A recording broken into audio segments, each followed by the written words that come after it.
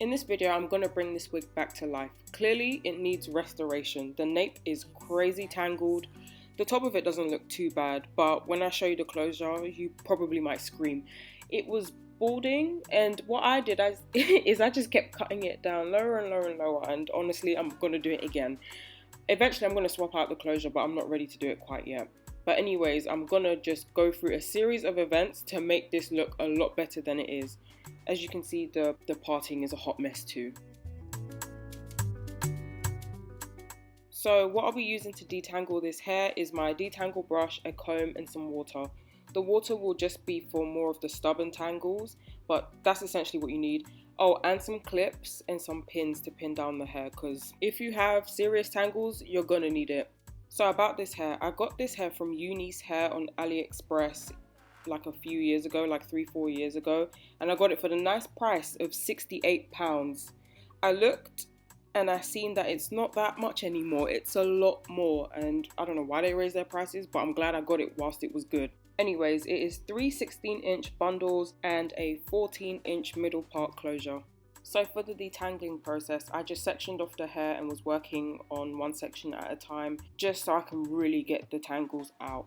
If you're wondering how I let this wig get so bad, well, most of that nape tangling is from one night I had in Florida. We were all wasted, going from bar to bar, club to club, and I just wasn't brushing my hair. Like, I don't know where my sense went, but it's okay because I'm fixing it now. So, in order to bring this wig back to life, what I'll be doing is boiling, cutting, dyeing, and fixing the closure. If you're watching this to follow along and do this to your own wig, you don't have to follow every single thing I did, but the one thing I would recommend that you do is boiling it, because that really brings it back to life. So I'm just going to finish up the detangling here, and then I'll be back to explain the next part.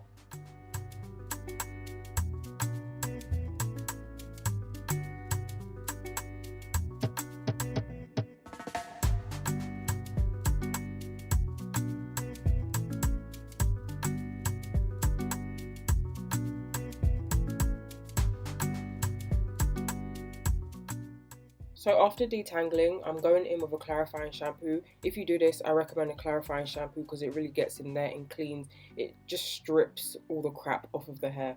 And it's also good for getting like makeup and glue off of the closure. So this is a great step before boiling. Also, the clarifying shampoo I'm using is from Suave, and it's a 30-ounce bottle for just under $2 at Walmart, and it works perfect for me every time. So a pro tip for when working with clarifying shampoo is, when you're working it in, don't be too vigorous, because you can actually end up tangling it, and that'd be a damn shame considering you just spent all that time untangling it. So just kind of run your fingers through it to just rake out any tangles, or just use a brush. Here I'm just pouring some of the clarifying shampoo onto the cap and just like giving it a good old wash.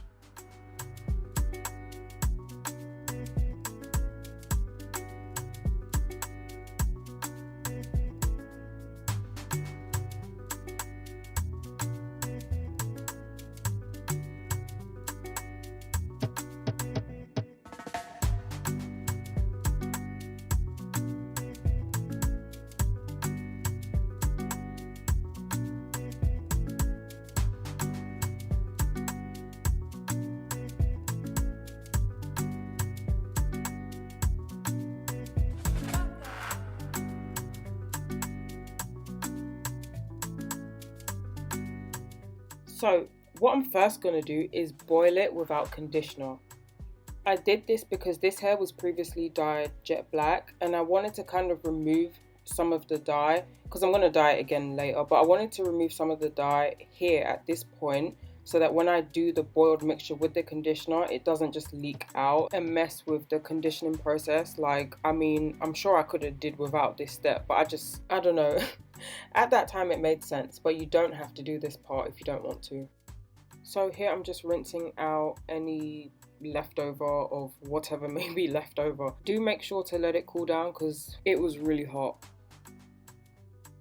For the boiling part with conditioner, I used this Husk Keratin Protein conditioner.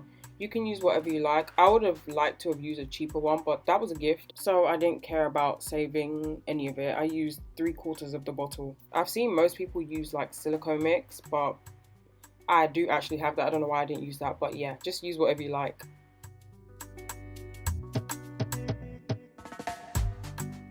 I must mention, before you dip your wig in, turn off the heat. So you want to do this with like the residual heat, because I don't know, I'm just like paranoid that if you keep the heat on, when you pull your wig out, there's not going to be a hair left. I just get really paranoid. So I just turned the heat off completely. So for the first couple of seconds, I kind of like dunk it in and then like pick it back up, dunk it in, then pick it back up, just to make sure that the hair is okay and it's taking the heat well. So I left my wig in this mixture for 15 minutes. I felt like that was a decent amount of time for this. Side note, it's a positive side note, if you do this, your house will smell great. My house smelled like conditioner for hours, so that's a plus. But this is it after the 15 minutes. I let it cool down and then I rinsed it. If you don't rinse it, your hair's going to feel tacky and gummy and you don't want that. So rinse out the conditioner as you would if you were just to wash and condition some hair.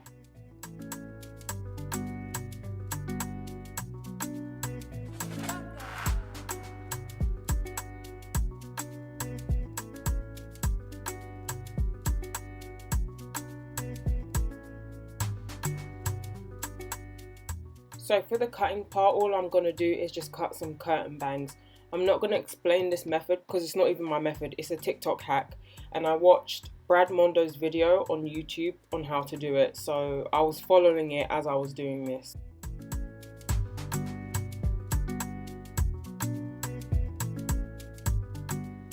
But if you don't want to go to someone else's video, I'll just kind of semi-explain. So you just kind of part a V shape at the front of the hair and you just cut.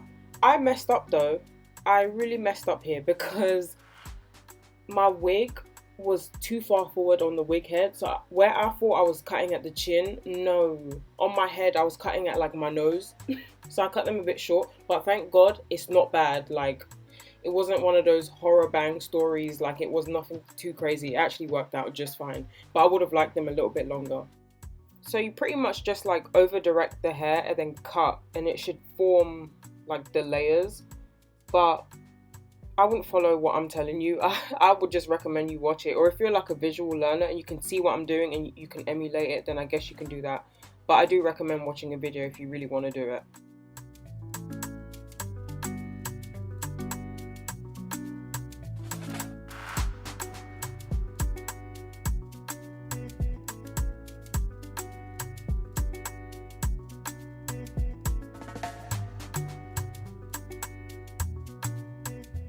So all I did for this part was just dye it jet black. I used a Revlon Color Silk in the color 10, which is just a regular black. And I'm showing just a snippet of the dyeing because I figured who would want to watch all of that. It would just be really random for this to be a transformation video and I show you like a whole 20 minutes of dyeing. So I'm just showing a little bit of when I was dyeing the closure.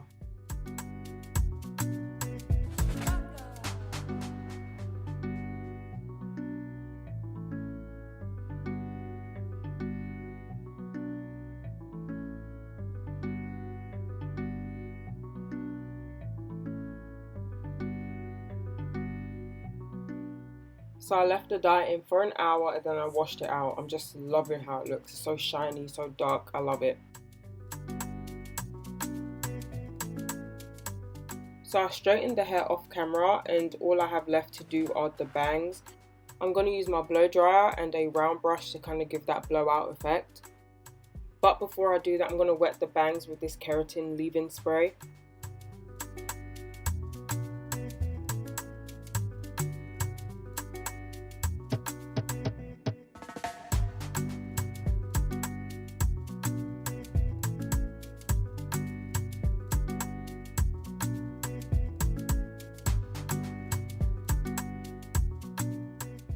So if you want more of a bump, like a proper bump, you just keep doing that same thing over and over.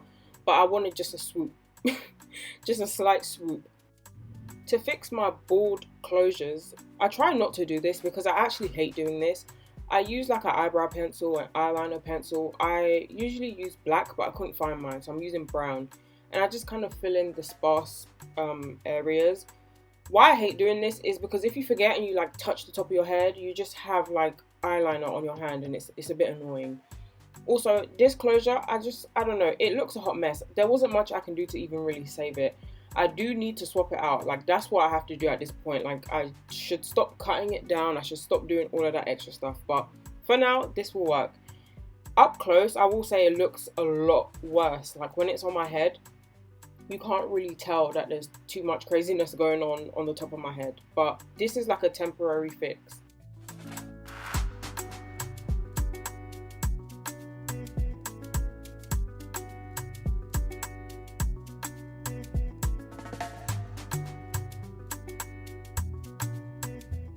And then what I like to do is go in with some type of pressed powder and a little brush and just kind of paint the pressed powder into the closure. I also like to rub it in. Like when you rub it in, it really like sticks onto the lace, so it's like I feel like that helps. But this is the final result. It's moving, it's shaking, it's doing what it's supposed to do. The bangs are banging. I really like this. I'm gonna cut another one of my wigs the exact same way because I was really feeling this. But today was wash day and I didn't try it on, and this video needs to be out. I think what I'll do is I'll change the thumbnail to a picture of it on my head so you can actually see what it looks like. But that is it. If you like this, like, comment and subscribe, and thanks for watching.